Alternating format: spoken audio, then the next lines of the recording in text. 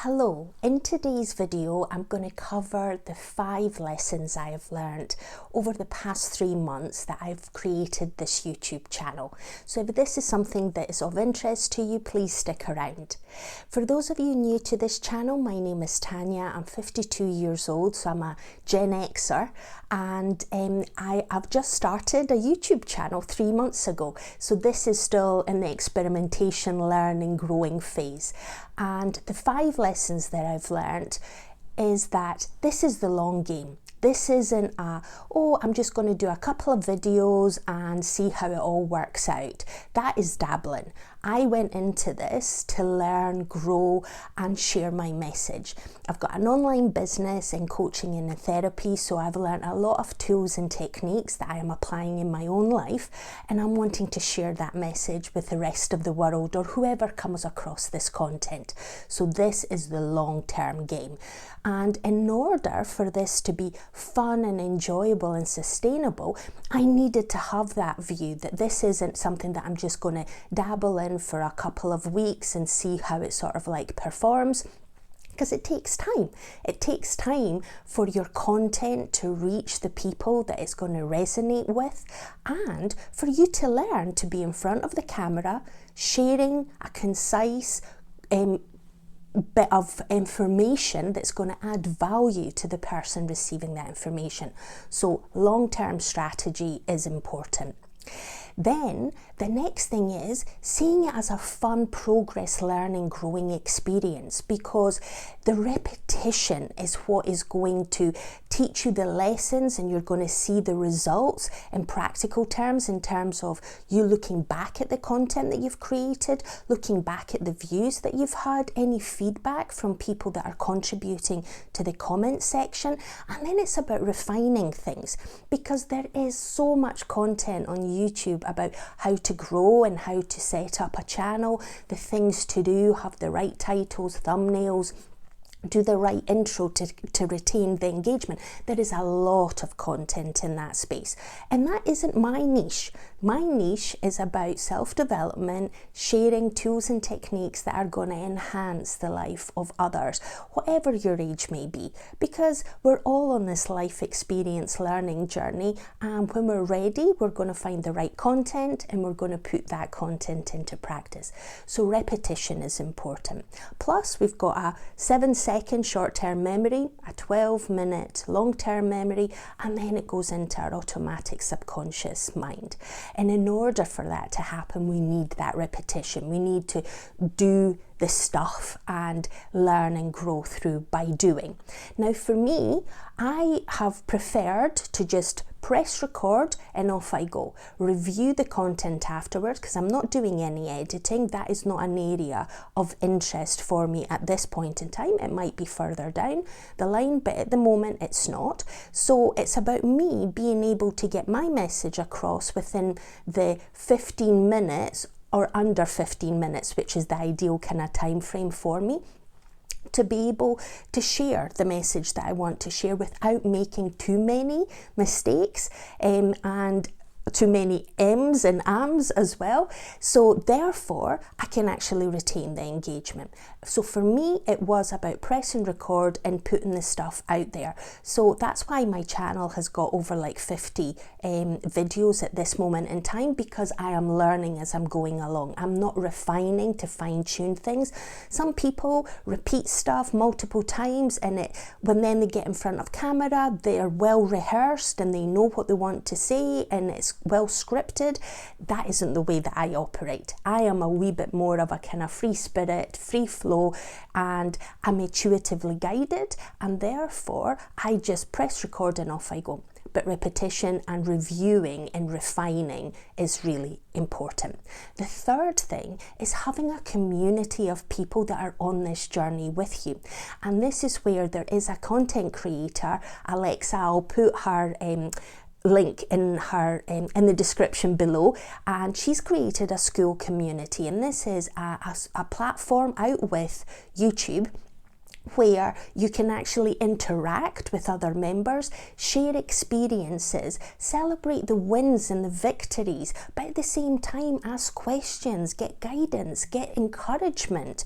Because as I mentioned, for step one, this is the long haul. This isn't a short term kind of quick fix that you're going to create a channel, you're going to be an overnight success, and straight away you're going to have millions of followers who are then going to be actively contributing to the comment section.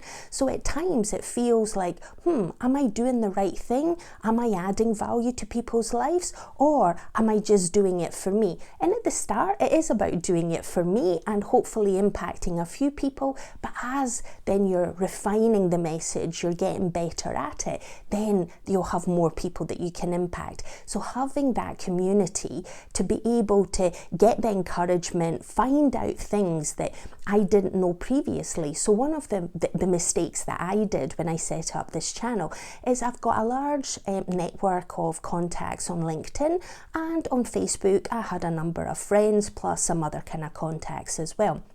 And I reached out to both of those networks and asked them to support me on YouTube. I said, please subscribe to my channel, even if you don't watch, that is fine, because I thought subscribers was the name of the game. I thought if you had more subscribers, the algorithm then would push your content out. Little did I know, and the SKOOL community sort of set me straight, is that by doing that, I was actually hurting the algorithm, because YouTube was confused. Who is my audience? There's all these people that are subscribing to my channel, but then they're not watching my content. Or the content that they were watching is so random and different that they can't figure out who to push this content out to. So it's better, so when they refer to organic growth, it is literally about putting a post out onto YouTube, and then whoever resonates with your vibe, with the value that you're adding, with information that you're actually sharing, they will come back to your content, or they will choose to subscribe and dip in and out as and when they've got time, or the topic that you're actually sharing is of interest to them. So that was a big kind of learning for me. And over the past couple of weeks, I've put that into practice, and the channel has grown a little bit more as a result, because it's genuine people that are actually watching the content. So that is a win-win. And having that community is just about celebrating everything, even the 1 millimeter. If you can't cheer yourself on, and there's some days where you need someone else to help you cheer you on, having that SKOOL community really is of benefit, until you've got your own community and you're interacting. Now, the fourth lesson that I've learned is that about the subscribers. So that was the lesson from SKOOL about don't ask subscribers, don't ask for people to subscribe unless they genuinely vibe with your content and with you, and that you're going to watch your content, because then it helps with the algorithm and spreading the information. And then the fifth thing, and that is a lot of content creators are sort of talking about niching down and being passionate and really interested in the topic that you're actually sharing, and I wholeheartedly agree with that. Now, my niche is not detailed to an age group as such, because we're all on a personal development journey, whether we want to or we don't, because life is going to present us with obstacles, challenges for us to overcome. So therefore we're constantly changing, we're constantly developing, we're constantly becoming a new version of ourselves on a daily basis. Some days it feels that we're making bigger strides, and others it's a slower process. But if you feel passionate about the topic, then you're going to reach different age groups, and things that I learned in my 20s and 30s is probably taken me into my 50s to actually physically put them into practice and really take them to heart. So being passionate about self-development is what my niche is. The age that this might apply to is open, which might make it a little bit more challenging for YouTube to find the right audience for me, but I have got utter faith in belief that that is going to happen over the period of time. And this is where this is the long haul. This isn't the short-term impact. It's about me developing and growing myself, learning what I'm actually sharing, how I'm sharing the information, and the value that I'm adding, and refining and improving all of that. And as I said at the very beginning, this has to be fun, because this is about experimentation. It's about trial and error. The only thing that we can actually that can hold us back is ourselves. It's the kind of stories that we tell ourselves that we're not good enough, that it's not of interest, that I've not got camera presence, that I've not got a message, no one's going to vibe with me, and it holds us back. And by holding us back, we don't do what we really want. So then we've got that conflict. We want to grow our YouTube channel, we want to share our message, but then we're not willing to put ourselves out there because of fear and being scared of being rejected, of being judged. But if we come from the place of this is all a fun learning experimentation journey, trial and error, some videos are going to have views. And for me, a prime example is that storytelling is something that I thoroughly enjoy doing. And maybe I'm not particularly good at it, but I did a story a couple of weeks ago, and it was about my fire walking experience, about my bungee jump, about having tattoos, all of that I thought was fun and enjoyable to sort of share with people, because it's the kind of stuff that you share with friends and you can have a bit of a giggle and a laugh. And ironically, that is one of the lowest performing videos that I've actually got. It's only got 12 views at this moment in time. And it's one of those things that what you think is going to be entertaining and of value and interest to people is actually not the case. So it's all about experimenting, trying different things, because some will land, some won't. Some you will learn great lessons from. Others, you're going to have something that you can look back in months and years to come, and you can actually see the growth and the improvement that you've made. But then you've also got a nice record of a story that you said at some point, and then you can refine that if that is the case.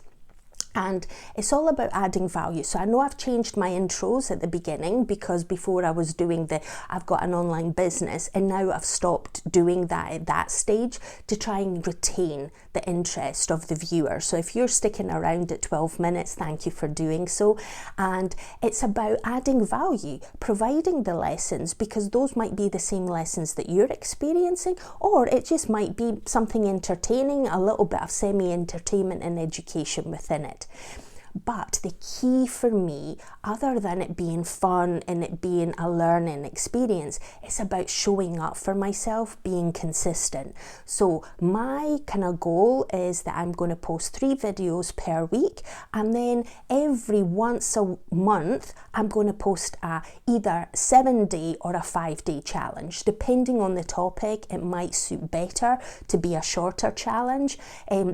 So I did a 7-day money challenge, and that got a lot of views, so that was absolutely superb. Later on in October, I'm going to do a self-esteem, self-confidence, self-worth 5-day challenge. Potentially it might become a 7-day challenge. I'll see when I'm sort of like scripting a little bit more of the content to see how it can be packaged up, so then people can more actively participate. Because over the 7-day challenge that I did on the money side, there's a couple of days where there wasn't a lot of engagement, where other days the engagement was much higher. So 5 out of the 7 there was a higher engagement. So that's why I'm sort of toying with the idea of maybe condensing it down to a 5-day challenge rather than a 7-day challenge. But I'm going to experiment. I will try things out and see what sort of works. So hopefully within these 5 lessons that I've learned by being on YouTube for 3 months, there are some lessons that you can take if you've got your own channel. If you don't have your own channel and you're just watching content on YouTube, it's about looking at your life that way. This is a journey. It's not a destination life. It's about seeing it for the long-term benefits and opportunities that it sort of offers us, seeing the progress that we're actually making and the improvements that we're making to become the better version of ourselves, having community and tribe and connection, whether it is through another social media platform or through the channels that you're sort of interacting with in the comments below. And it's about asking the right people to sort of like provide feedback and comment on your decisions and actions and goals that you may have, that are going to encourage you and support you in that journey. Don't go and ask the negative people or the people that are going to make you feel self-doubt and make you feel feared of taking the brave action of putting yourself out there and striving to attain your goals. And then be passionate about whatever you're doing. It might be that you're passionate about a hobby. It might be that you're passionate about your health, your well-being, about your family, friends, whatever it may be. These are things that you can sort of like connect to in your own personal life. So this isn't just about YouTube, it's about life as well. So until the next one, go out and seize the day. Have the most amazing day.